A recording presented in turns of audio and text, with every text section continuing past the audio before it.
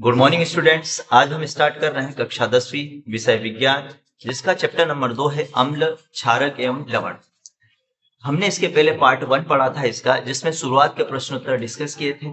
आज हम इसका पार्ट नंबर 2 पढ़ रहे हैं, जिसमें हम इसके अगले प्रश्न उत्तर के बारे में चर्चा करेंगे। तो हम शुरुआत करते हैं इसकी। पीएच स्केल क्या है समझाइए।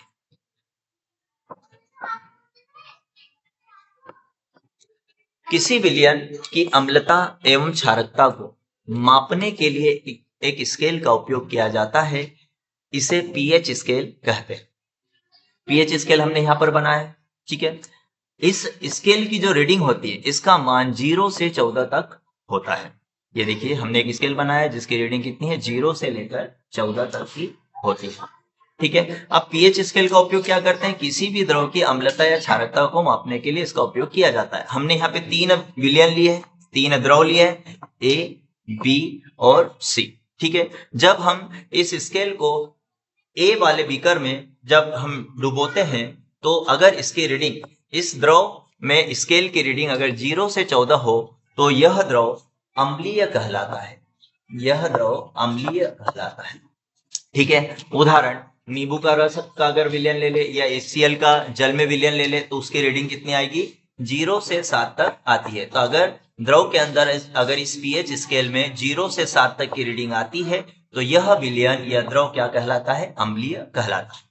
यदि इस पीएच स्केल को हम बीकर 2 में हम डुबोते हैं और अगर इसकी रीडिंग, अगर इसका मान 7 से 14 के बीच में अगर आता है, तो यह द्रव कैसा होगा, क्षारीय द्रव होगा। उदाहरण के लिए, अगर साबुन का पानी ले या NaOH को का जल में अगर हम विलयन लेते हैं या द्रव लेते हैं, तो उसमें हमें रीडिंग क्या प्राप्त होगी स्केल में, 7 से 14 के बीच में।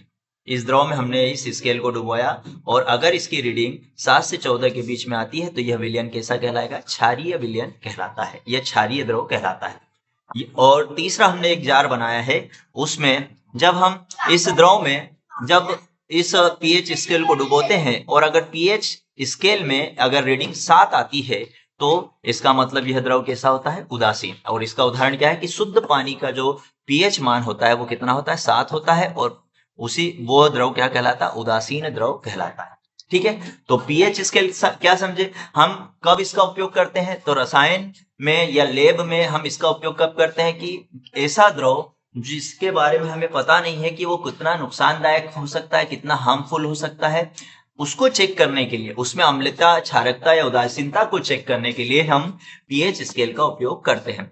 तो उस द्रव में हम पीएच स्केल को डुबाते हैं। अगर पीएच स्केल का मान 7 के नीचे आता है, मतलब 0 से 7 के बीच में आता है, तो वह द्रव क्या कहलाएगा, अम्लीय कहलाएगा। और अगर कोई द्रव जिसमें पीएच स्केल डुबोएं और उसका मान अगर 7 से 14 के बीच में आता है, तो वह द्रव क्या कहलाता है, क्षारीय द्रव कहलाता है। और ऐसा द्रव जिसका मान अगर 7 आ रहा है, स्केल में 7 रीडिंग आ रही है, तो वो द्रव क्या कहलाता है, उदासीन द्रव कहलाता है, ठीक है। अगला क्वेश्चन है, पीएच मान किसे कहते हैं। आंसर होगा, किसी विलयन का पीएच मान उसमें उपस्थित हाइड्रोजन आयन की सांद्रता की माप होती है। अर्थात यह किसी द्रव की अम्लीयता या क्षारीयता को मापने का एक पैमाना है।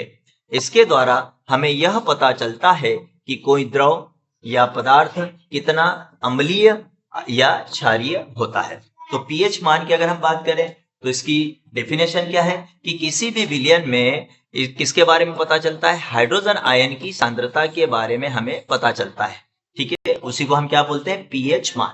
अब पीएच मान के द्वारा क्या किसके जानकारी प्राप्त होती है कि कोई भी द्रव अम्लीय है या क्षारीय है।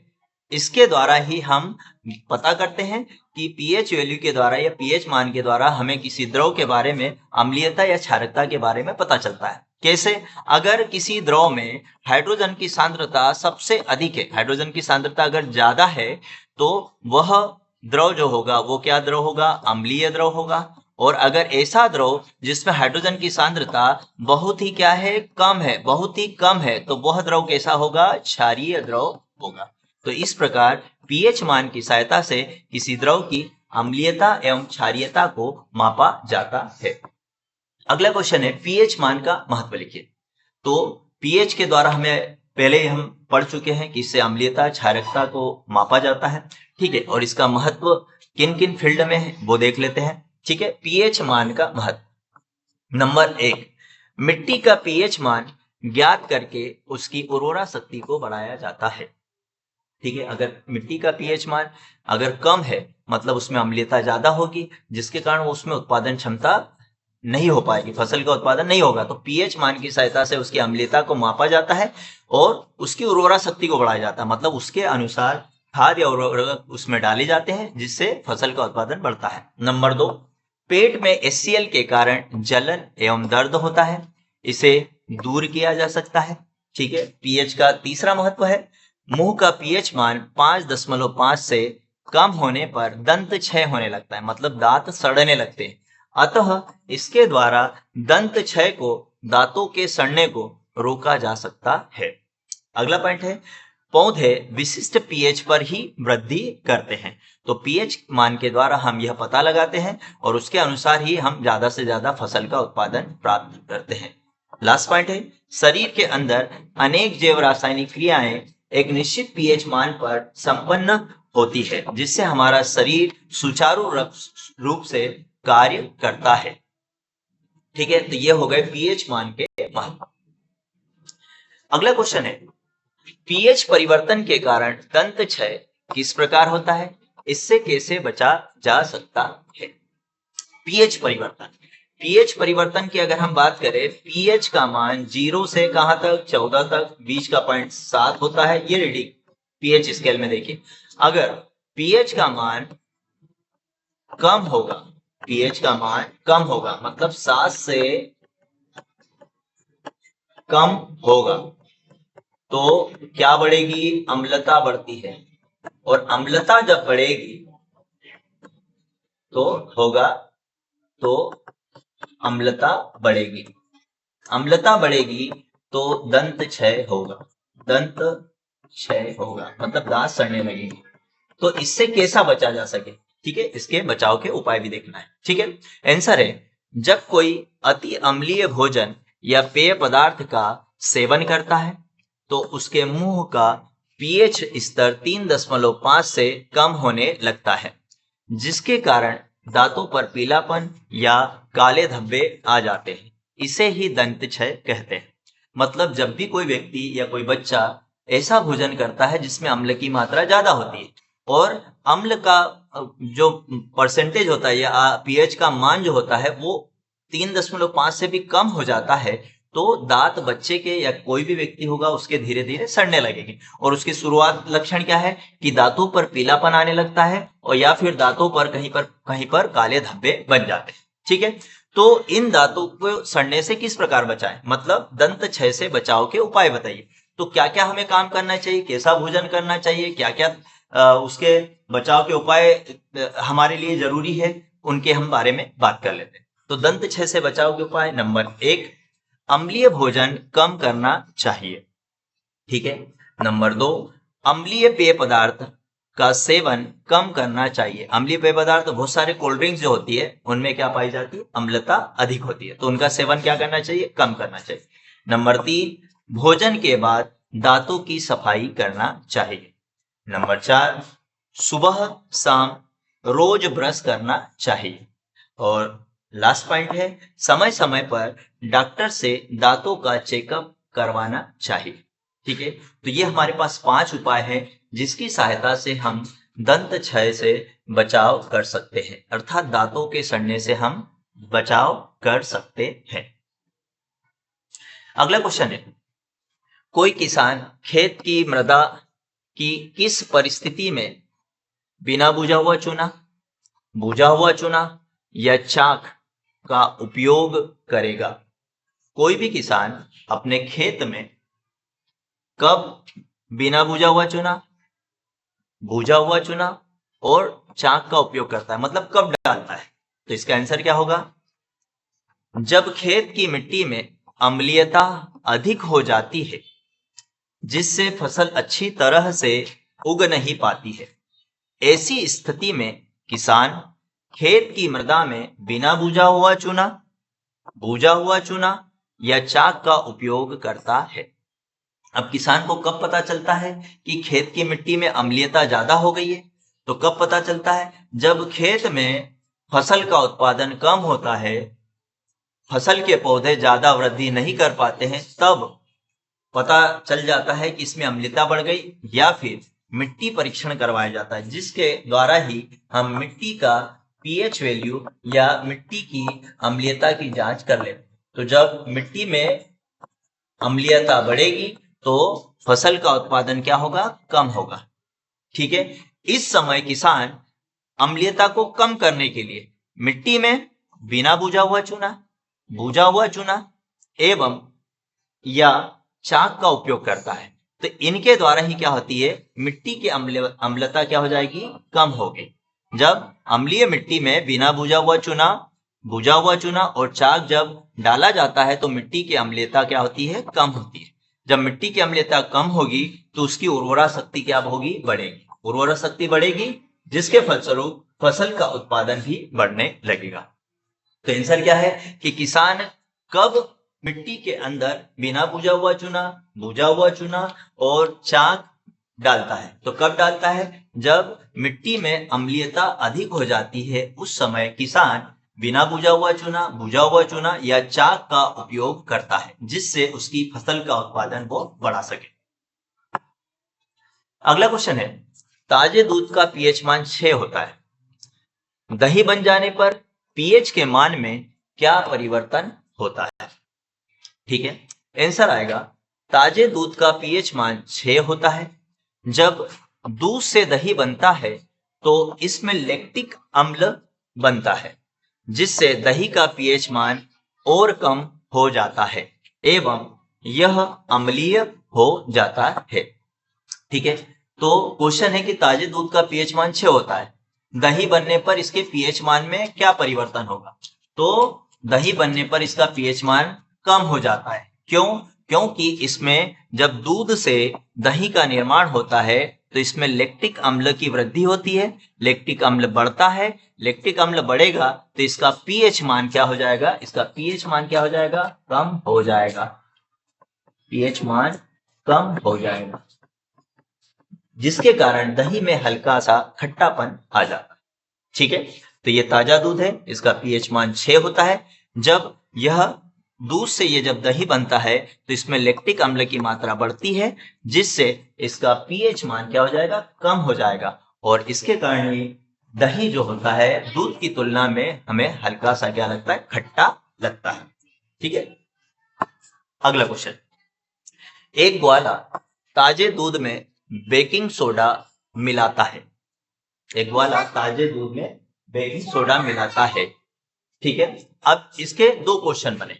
क्यों मिलाता है? नंबर 1, ताजा दूध के पीएच के मान को 6 से बदलकर थोड़ा सा क्षारीय क्यों बना देता है? ठीक है। और दूसरा क्वेश्चन है, इस दूध को दही बनने में अधिक समय क्यों लगता है? तो एक ग्वाले ने क्या करा? दूध में क्या डाला? Baking soda. अब दूध का पीएच मान कितना होता है? 6। दूध का पीएच मान होता है 6। जब बेकिंग सोडा डालता है तो दूध का पीएच मान क्या हो जाएगा? बढ़ जाएगा। मतलब उसमें क्षारीयता क्या हो जाएगी? बढ़ जाती है। ठीक है। तो आंसर पढ़ते हैं, बेकिंग सोडा का पीएच मान 7 से अधिक होता है, अर्थात यह क्षारीय होता है। जब इसे दूध में मिलाते हैं तो दूध का पीएच मान भी 7 से अधिक हो जाता है जिससे दूध क्षारीय हो जाता है। ऐसा करने से दूध में उपस्थित लैक्टिक एसिड बैक्टीरिया की वृद्धि धीमी हो जाती है जिससे दूध जल्दी खराब नहीं होता है एवं लंबे समय तक ताजा बना रहता है। तो ग्वाला ताजे दूध में बेकिंग सोडा क्यों डालते हैं? क्योंकि उसका पीएच मान 6 से बढ़कर क्या हो जाएगा? 7 हो जाएगा जिसके कारण दूध जल्दी खराब नहीं होगा। ठीक है। क्योंकि ग्वाले का काम क्या है? दूध बेचना है। अगर वो जल्दी खराब हो जाएगा या खट्टापन आ जाएगा तो खराब हो जाएगा, तो उसे खराब होने से बचाने के लिए उसमें क्या डालते हैं? Baking soda.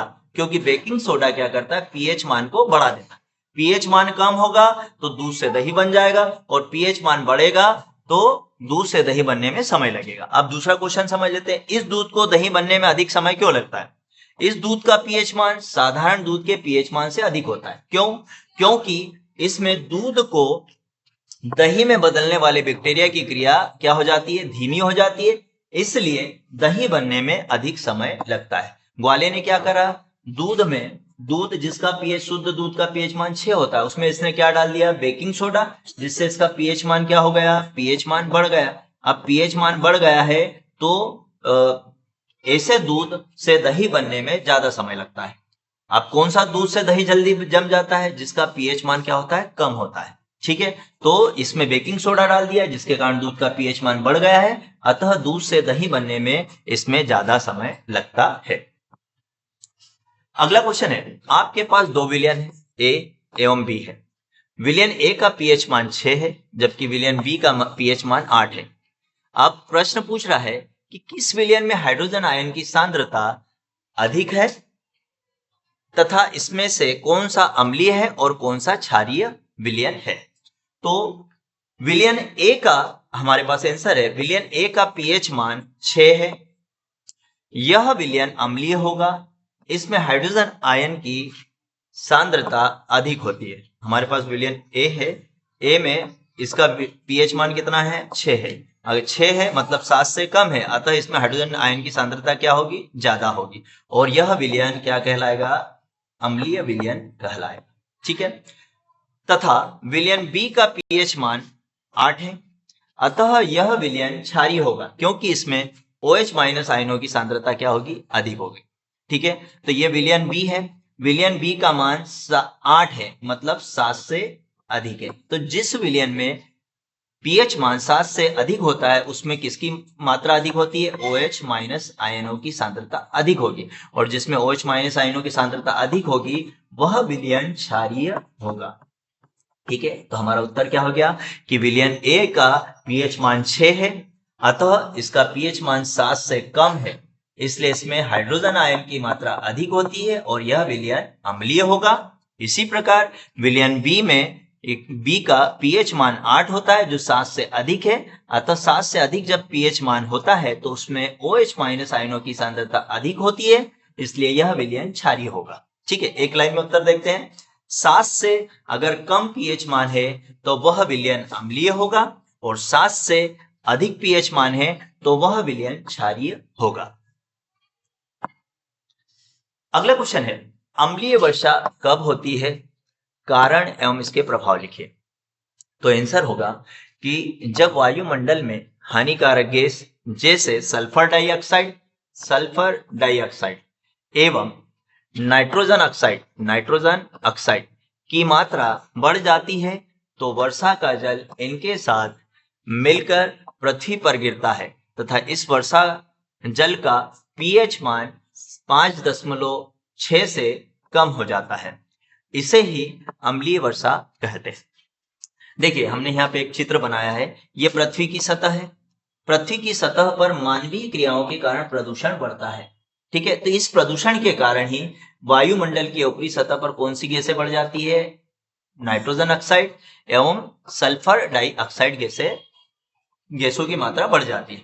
अब ऊपरी वायुमंडल में जो वाटर जो होता है H2O, जल के भी कण होते हैं, वहां पर भी किस अवस्था में, गैसीय फॉर्म में होते हैं, तो ये किस फॉर्म में रहते हैं, हाइड्रोजन और ऑक्सीजन के फॉर्म में रहते हैं। तो जब ऊपरी वायुमंडल का तापमान कम होता है तो वहां पे इन अणुओं में संघनन होता है, जिसके कारण ये गैसें जल के अणुओं के साथ बूंदों के रूप में जमीन पर गिरने लगती है। तो जब ये बूंदों के रूप में जमीन पर गिरते हैं तो इन्हीं को हम बोलते हैं अम्लीय वर्षा। क्यों, क्योंकि इनका पीएच मान 5.6 से भी क्या होता है, कम होता है। इनका पीएच मान क्या हो जाता है, 5.6 से भी कम होता है। तो हमें पता है कि अगर पीएच मान 7 से कम होगा तो वह अम्लीय होगा, वह द्रव अम्लीय होगा, और पीएच मान 7 से अधिक है तो वह द्रव क्षारीय होगा।